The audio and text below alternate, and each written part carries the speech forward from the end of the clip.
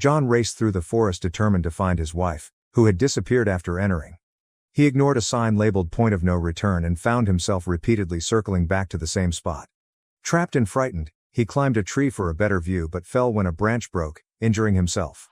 As he tried to recover, a powerful force grabbed him and dragged him deeper into the forest. His screams echoed as he vanished. Meanwhile, Mina, a young woman working at an animal rescue shop, was tasked with delivering a parrot to the zoo. The night before her trip, she confided in the bird about her mother's death 15 years earlier. The next morning, she stopped at a gas station, where missing persons posters filled the walls. Ignoring a voicemail from her sister about their mother's death anniversary, Mina continued her journey down a road notorious for disappearances. Driving through the forest, Mina's GPS and phone malfunctioned. She stopped near a sign reading point of no return and stepped out to find help. When she turned back, her car had vanished. Paralyzed by fear, she sat where her car had been until a swarm of bats forced her deeper into the forest. There, she encountered an old woman named Melon, who led her to a small house. Mina met Daniel, a young man, and Kiora, a girl close to her age. Melon explained they were trapped in the forest, hunted by creatures called the Watchers. The house served as their only safe haven, protected by a mirror that revealed the Watchers' presence during the night. Melon warned Mina to stay inside the house all night to survive. The next morning, determined to escape, Mina explored the forest but found it endless. She learned from Melin that every escape attempt ended in failure, as the forest's paths always looped back. Later during a walk with Kiora, Mina learned Kiora had entered the forest with her husband John, who was still missing.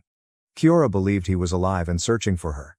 She showed Mina a large hole, part of a network of tunnels where the Watchers hid during the day, warning her to avoid them, especially at night. In the afternoon, Melon explained the survival rules: never turn your back to the mirror, never open the door after dark, and never approach the Watchers' hiding places. One evening, Mina curiously leaned close to the mirror and heard unsettling noises outside. Something struck the glass violently, prompting her to alert the others. Melon positioned Mina in front of the mirror, urging her to stay calm. The noises eventually stopped, and the group survived another night. The next morning, Mina and Daniel ventured into the forest to hunt. During their search, Mina asked how long Daniel had been trapped. He revealed it had been 8 months and admitted he had never seen a Watcher, believing that witnessing one could drive someone mad. Mina questioned if Melin had encountered them, and Daniel explained she claimed to have, though Mina doubted her story, wondering why Melin hadn't lost her sanity. Curious, Mina decided to investigate the underground hole Kiora had shown her. Daniel, equally suspicious, agreed to accompany her. Inside the dark tunnel, they used a lighter for light and discovered old objects, including a camera, a 1992 newspaper, and an old bicycle. As they explored further, Mina sensed movement nearby. Suddenly, a hand emerged from the shadows but retreated and burned when touched by sunlight. Terrified, they escaped the hole, taking the items with them. Back at the house, they lied to Melon, claiming the objects were found in the forest. Daniel connected the recovered camera to the television. The footage revealed the area outside the house at night, where they saw a human leg briefly appear. Melon dismissed it, insisting no human could survive outside the house at night. Growing suspicious, Melon demanded to know the truth about the items. Meanwhile, a voice outside called Kiora's name, sounding like her missing husband John. Kiora rushed to the door, but Melon stopped her, warning that the Watchers could mimic human voices. Melon suggested Kiora ask a question only John would know. Simultaneously, Melon forced Mina to admit she had found the items in the hole. Kiora asked the voice about a book she had once given John, but it couldn't answer. Melon declared the figure outside was a Watcher. However, the face that appeared on the camera resembled John. Distraught, Kiora moved toward the door, ignoring Melon's warnings. Suddenly, the camera feed cut out, and a terrifying noise filled the air. The Watchers retaliated by striking the mirror, partially shattering it. Melon declared this a warning that they had broken the forest's rules. The next day, Melon threw the retrieved items back into the hole. A hand emerged from the darkness, pulling the objects back into the void, further emphasizing the danger of meddling. As time passed, Mina reflected on her mother's death. She had been in a car with her mother and twin sister when her behavior distracted her mother, leading to a fatal collision. Her mother died, leaving Mina burdened with guilt that she couldn't let go. To cope, Mina sketched maps of the forest and gathered medicinal plants. One day, while collecting plants, she saw Melon consoling Daniel, who was frustrated by their confinement. Returning to the house, Mina found her sketches scattered on the floor. She noticed Kiora sitting by the mirror but didn't see when she left. Realizing Kiora was missing, Mina rushed outside to find her near a watcher's hole, about to throw herself in to find John. Mina stopped her, calming her down. Suddenly, they heard Melon calling for help. Following the voice, they discovered Melon tied to a tree, restrained by Daniel, who appeared disoriented as if under the forest's influence. He fled into the woods, with Kiara chasing after him. Mina freed Melon, and they hurried back to the house, only to find the door locked. At night, Daniel refused to let Mina and Melon back into the house. Melon led Mina to a nearby tree with branches coated in a dissolvable substance that masked their scent from the watchers. From their hiding spot, they observed as a watcher searched near them but failed to detect their presence. Frustrated, it screamed, summoning more watchers. These creatures appeared human but were taller, darker, and far more terrifying. Enraged by the lack of scent, they scattered into the forest. Amid the chaos, Mina and Melon ran to the house, and Daniel finally let them in. Inside, Melon called the group together and stressed the need to focus on survival. She then revealed her past. She was once a scientist who had studied the forest and the Watchers. The Watchers, she explained, were ancient creatures cursed by fairies or witches. They had powers such as flying, shape-shifting, voice mimicry, and mental manipulation. Melon recounted her first encounter with a Watcher, a distorted version of herself. As the group discussed, they heard voices outside mimicking Mina and Kiara. The Watchers slammed against the door, trying to break it down. The group reinforced the door and discovered an underground lab beneath the house. In the lab, they found food, supplies, and research manuscripts. They also discovered video recordings by a scientist named Rory, dated September 29, 2009. Rory explained the house was a fortress built with the help of villagers to protect against the Watchers. In the recordings, Rory revealed that all the villagers who helped build the house had died during its construction. He described the Watchers' ability to adapt and mimic human behavior.